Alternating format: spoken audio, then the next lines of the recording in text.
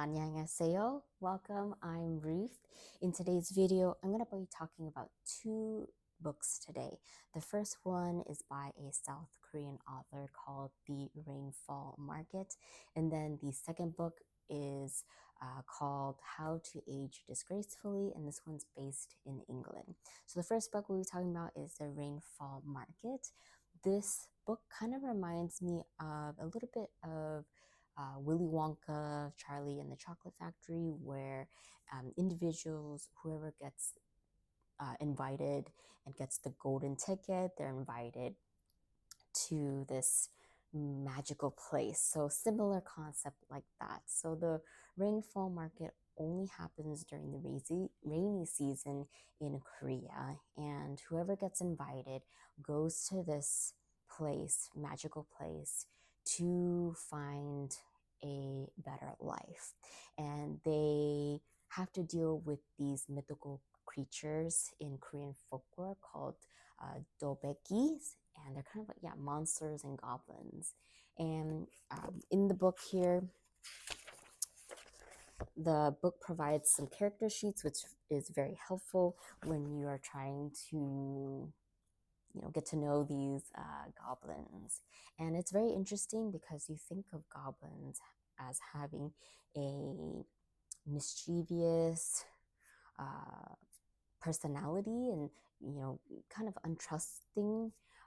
So it's kind of interesting how these characters play into the story.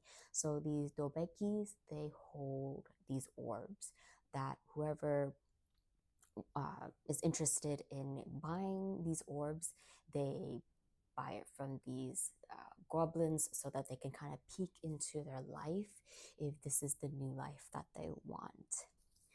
Couple quotes I wanted to share because it kind of stood out to me. So the first quote basically kind of sums up this world. Sick of your misery and misfortune, sick of doing nothing but dream of the life you desire?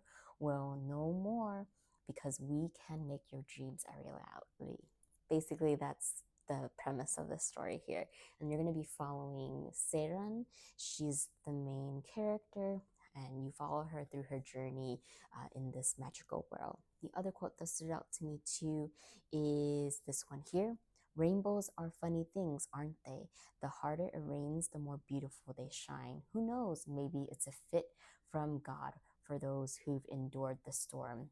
And then this quote just reminds me of a Bible verse in Genesis 9:12-15, because it kind of talks about the rainbow too. Because and every time it rains, you do see a rainbow. Some positive things that I liked about this book. The first thing is the character Isha. I won't go into detail about that character, but just know that this character is one of my favorites. The second thing is it's a short book, so it's easy to fit in a busy schedule. Third, the discussion questions at the end of the book, so it just really helps you think about the things that you're reading, and also very reflective of your life. Loved how it all wrapped up nicely. And then the other point is the character sheets that I mentioned in the beginning. So it helps the reader know what character goblins that they're talking about or referring to when you are going through the character. So the points that I wasn't too fond of was I get why they have to do this, but some of the goblin stories I was kind of bored with, but I get why it had to be included. So I wasn't too fond of some of the goblin stories. The second one is I can probably see a lot of people getting upset or annoyed at Seren and her indecisiveness. But if we were in her shoes, I get it. When you're presented with so many options, it's hard to choose which option is the best for you. And especially if you're just getting snippets of a potential future life that you may have, it's hard to choose because it's that saying, right? is the grass always greener? So that is a question that we all wrestle with, no matter what the situation is. So it's very relatable in that sense, even though this book is set in South Korea and there's a lot of, South Korean culture, behaviors, and things like that. So originally, I was going to give this book a 2, but because of how the things wrapped up very nicely, I bumped it up to 3. So the next book we're going to be talking about is How to Age Disgracefully. How many of you ever think about what you're going to be doing when you retire? For some of us, it may be coming up soon, and maybe for some of us, we're not even thinking about it yet. Well, after listening to this book, because I listened to this book on audiobook, it's 8 hours, 11 minutes, and 25 seconds long. It makes you double think when you judge an older person, because as the title suggests, How to Age Disgracefully, that's exactly what these characters did in this book. A lot of the protagonists in the story, you wouldn't think they'd be doing the things that they were doing, but man, were they thinking about things and doing things that you're thinking, oh my, should you be really doing that as a older person? That we are all humans, and this book really shows you. So first thing I wanted to give shout out to the book is they talked about eating marmalade, and it just reminded me of the time where we had a Paddington party and we had marmalade and crumpets and did some Earl Grey tea, just as a celebration and fun thing to do while watching Paddington. And I have some marmalade to share with you. So the first one is Harrods Earl Grey marmalade, and then this one is Grandma Horner's all natural orange marmalade. So love it, very good.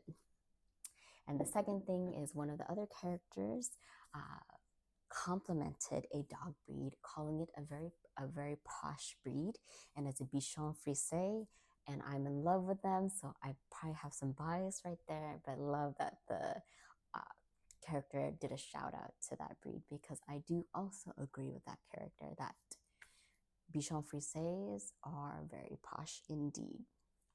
So these characters are older, so not your typical protagonists, because you think of young characters and things, but even though these were older characters, they were definitely young at heart, and the way they think and do things definitely did not match how they looked on the outside, which I love, because I love being surprised. The way that the book builds on the community around these older characters and the story that each one of them brings and their backstory. So how the book is structured is each character gets their own chapters, so that way you can kind of read and think from that character's perspective, but also get a little bit more detail about other characters too. I love the story progressions.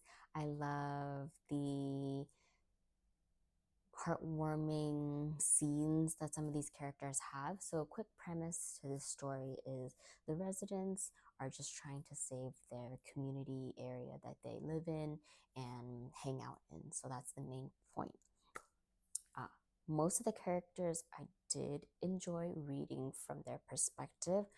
I really thought that I was going to dislike Daphne, but she turned out to be one of my favorite characters, and I'm glad that she changed my mind, and she has a lot of sassiness to her, and at first I thought it came off as being rude, but as you get to know her, it fits her personality.